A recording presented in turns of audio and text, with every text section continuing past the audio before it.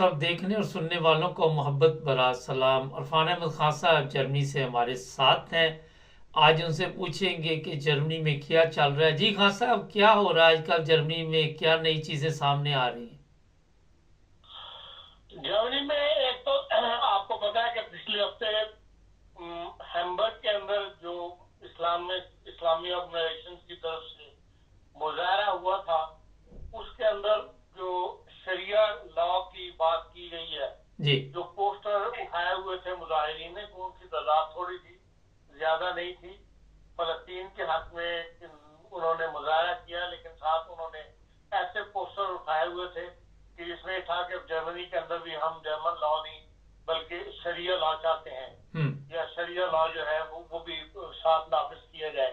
اس قسم کے پوسٹر سے تقریباً تو کوئی ایسی بڑی بات انہوں نے نہیں کی، لیکن ایسے پوسٹرز انہوں نے اٹھائے ہوئے تھے جس کا نوٹس جو ہے وہ جرمن عوام نے بھی لیا، جرمن سیاستدانوں نے بھی لیا، اور کافی اس کے اوپر لے دے شروع ہوئی ہے۔ اور اس کا ایک ریئیکشن جو میں سمجھتا ہوں، یہ میری ذاتی رائے ہے، وہ جو ٹورنگن صوبہ ہے اس کے اندر سامنے آیا ہے، جہاں پر آپ جانتے ہیں کہ اے ایف ڈی بہت مقبول ہے، پاپولر ہے، اور وہاں پر اسلامی آرگنائزیشن وغیرہ کو مسجد بھی بنانے نہیں دے رہے۔ کئی سال ہو گئے وہاں ایک مسجد ایفرٹ میں بن رہی ہے جس کو وہ مکمل نہیں ہونے دیتے۔ کبھی وہاں سور کا سر کاٹ کے رکھ جاتے ہیں، کبھی جو کنسٹرکشن کرنے والی کمپنیاں اس میں انوالو ہیں ان کو دھمکیاں دیتے ہیں، کبھی اسٹارٹ کو دھمکیاں دیتے ہیں۔ اس قسم کی کاروائی وہاں چلتی ہے۔ اس کے علاوہ بھی آپ نے دیکھا ہے کہ اے ایف ڈی نے وہاں پہ کافی اسٹاک ہے، تو انہوں نے ایک ریئیکشن شو کیا، انہوں نے کہا یہ سب بیکار جو بیٹھے ہوئے ہیں، 2 ملین آپ نے لیے ہوئے اسائلم کے لیے، یہ ان کو فارغ بیٹھے ہوئے کو اور کام کوئی نہیں، تو یہ اس قسم کے ہفتے جو ہے کرتے رہتے ہیں، اور یہ مستقبل کے لیے جرمنی کے لیے خطرہ ہے جو شریعہ لا کی بات کرتے ہیں جرمن آئین کی بجائے۔ تو ان سب کو کام کے اوپر لگایا گیا، اور انہوں نے وہی پرانی ایک تجویز جو 80s میں ایک دفعہ انہوں نے کی تھی کہ بھائی 1 ایرو جاب جو ہے وہ شروع کی جائے دوبارہ، اور ان کو بجائے ان کے ٹیکس پیئر کی رقم جو ہے ان کو 2 ملین لوگوں کو گھر بیٹھے دی جائے، اور یہ اس قسم کے فارغ بیٹھے اسکیمیں کریں۔ تو اس کے لیے وہ کہتے ہیں کہ وہ اسکیم کو دوبارہ رائج کیا جائے۔ وہ عام اسکیم ہوتی ہے جس کے اندر ایسے سرکاری محکمے جن کے اندر جرمنی میں کلچر ہے عام کا کہ بھائی تمام ایسے اداروں میں جہاں مدد کی ضرورت ہوتی ہے وہاں پر لوگ اپنے آپ کو آفر کرتے ہیں۔ عام طور پہ جو ریٹائرمنٹ کے بعد جرمن میں کلچر ہے تو بوڑھے لوگوں کو کھانا کھلانے کی جگہ ہو، بوڑھے بوڑھوں کی جسے ارجن ہائم کہتے ہیں، وہاں لوگ کام کرتے ہیں، یا سرکاری دفتروں کے اندر بھی کنڈر گارڈن کے اندر یا اس قسم کے آفر دیتے ہیں۔ تو وہ یہ کہتے ہیں کہ یہ کام دوبارہ شروع کیا جائے۔ 80s کے اندر یہ ہوا تھا جس کے اندر قبرستانوں کے اندر جو ہے جب موسم بدلتا ہے پتے جھڑتے ہیں، پتے اکٹھے کرنے کا کام تھا۔ برف موسم سردی کے اندر جو برف پڑتی ہے وہ برف اکٹھی کرائے، اس قسم کے گارڈن نام کے اندر کام کروائے جاتے تھے۔ تو اس قسم کی یہ 1 ایرو جاب تھی۔ مقصد یہ تھا کہ وہ جو ان کو ملتا ہے ماہانہ حکومت کی طرف سے گرانٹ وغیرہ، اس کے علاوہ یہ رقم وہ کما سکتے تھے 1 ایرو جاب کے لیے۔ مقصد یہ ہے وہ فارغ نہ بیٹھے۔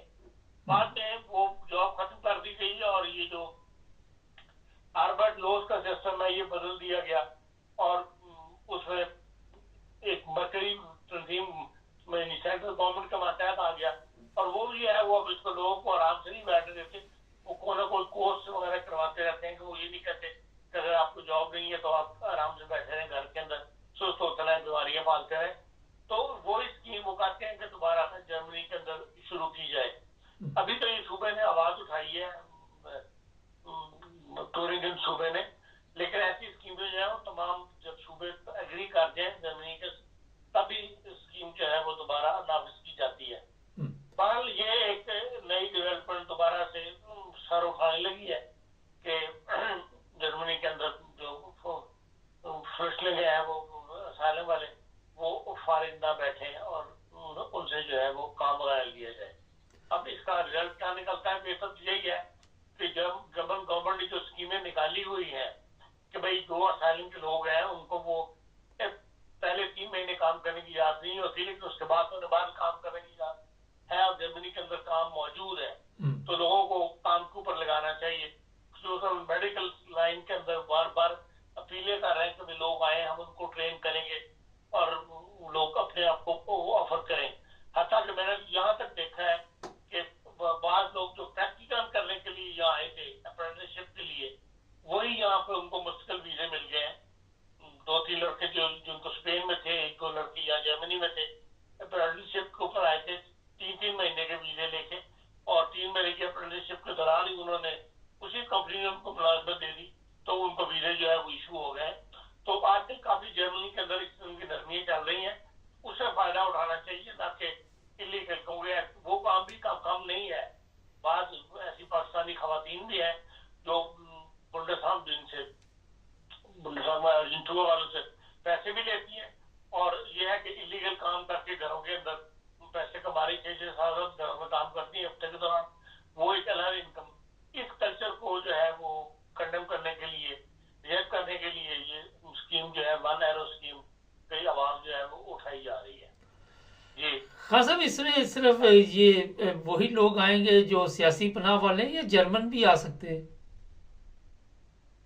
नहीं, सियासी पनाह वाले अभी तक जो आवाज उठी है वो सियासी पनाह वाले बारे में है कि जो जिनको गवर्नमेंट स्कॉलरशिप दी है, जिसको आप कहते हैं वो सोशल हेल्प देते हैं, जो सोशल हेल्प दे रहे हैं और असाइलम पे है, उनके लिए आवाज उठाई गई है, तो उनको फार्म में बैठने दिए जाए और उनसे ये काम लिए जाए। हाँ साहब, ये जो भी आपने बताया, मैंने भी ये हमबर्ग की खबर देखी थी। ये कैसे हो सकता है कि एक मुल्क में आप आए हुए हैं और वहाँ पे ये यही बड़ी बात है कि आपको रहने के लिए वीज़े दिए जा रहे, जगह दी जा रही, तो आके आप अपने कवानीन उनके ऊपर मसलत करने की कोशिश करें। देखें, इस किस्म के लोग हर सोसाइटी में मौजूद होते हैं, लेकिन बहर इस आवाज की हौसला शिकनी होनी चाहिए।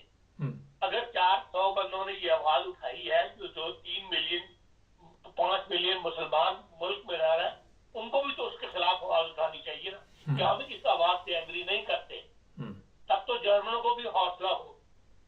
जब अब बाकी दुनिया खामोश है, मुसलमान दुनिया 3 मिलियन टर्क है, 2 मिलियन दूसरे हैं, अगर 5 मिलियन बाकी खामोश रहेंगे तो जाहिर है तो जर्मनी के अंदर जो जर्मन लोग हैं, जिनका मुल्क है, जो बाई बर्थ यहाँ पर वो जर्मन है, वो तो इस बात से खौफजदा होते हैं कि यार इनको हम बुलाए जा रहे हैं, इनको खिला पिला भी रहे हैं, इनके मुल्कों में भी हम इमदाद करते हैं, गरीब मुल्क समझ के वहां भी इमदाद की जाती है, यहाँ भी हम इनकी इमदाद करते हैं, इनको खानदान इनके पाल रहे हैं, और ये यहाँ आके तो इस किस्म की जो है बात अपने शरीय लाभ की बात करते हैं, जब मुल्क का कानून ये कहता है कि मजहब और वो अलग नहीं और सियासी अलग सियासत अलग रहेगी, तो उसको रहने दें, उसके ऊपर आवाज नहीं उठनी चाहिए, या फिर उस आवाज को कंडेम किया जाए।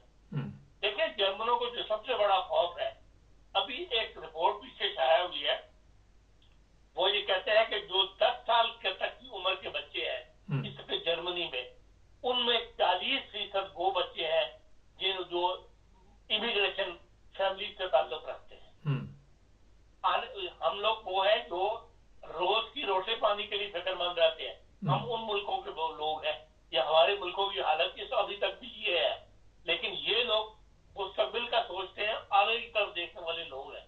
ये इस बात से खौफजदा है कि अगर ये कल्चर घरों में डेवलप होता है कि माँ बाप घरों में बैठे हुए काम नहीं करते, सोशल हेल्प ले रहे हैं, और आगे बच्चे उनके जो है वो 40% रहते हैं जो 10 साल की उम्र के हैं, और आगे आप ये तादाद यकीन बढ़ती चली जाएगी, तो वो अपने मुल्क की फिक्र करते हैं कि भाई ऐसा कल्चर हमारे मुल्क में डेवलप नहीं होना चाहिए, हम एक इंडस्ट्रियल मुल्क है, हमारे काम करने की सलाहियत है, काम करने के मौके हैं, तो हमारी नस्लें जो है वो तबाह नहीं होनी चाहिए।